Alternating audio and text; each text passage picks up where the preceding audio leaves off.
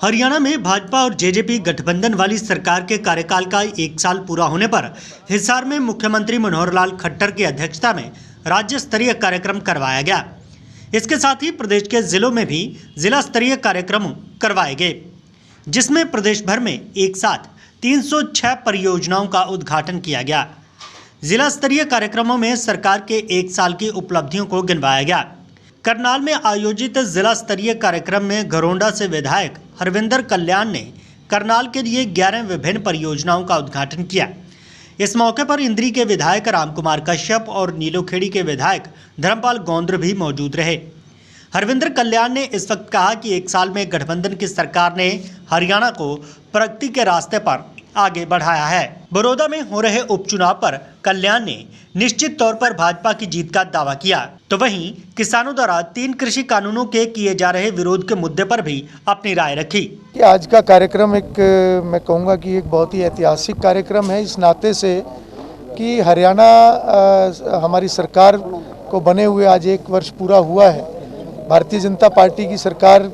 का कहूँ तो दूसरा वर्ष और गठबंधन सरकार का ये पहला कार्यकाल का पहला वर्ष। तो उसमें आज जो ये 306 परियोजनाओं का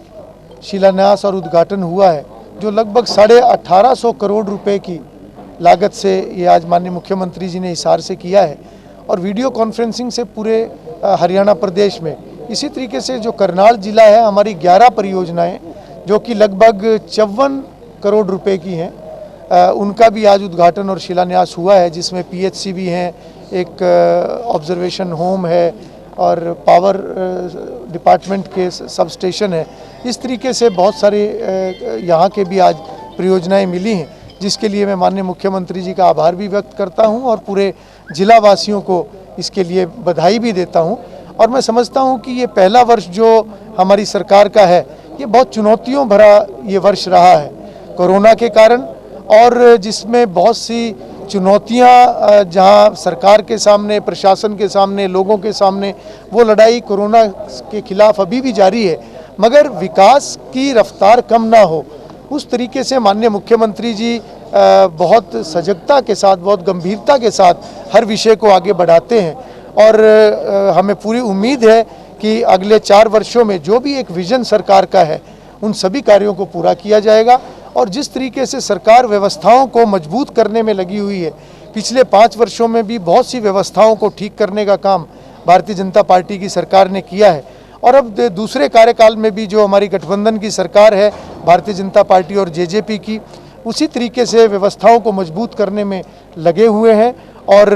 हमें उम्मीद है कि इस कार्यकाल के पूरे होने तक जितने भी कार्य पाइपलाइन में हैं, वो सभी कार्य पूरे होंगे और लोगों को उसका लाभ मिलेगा।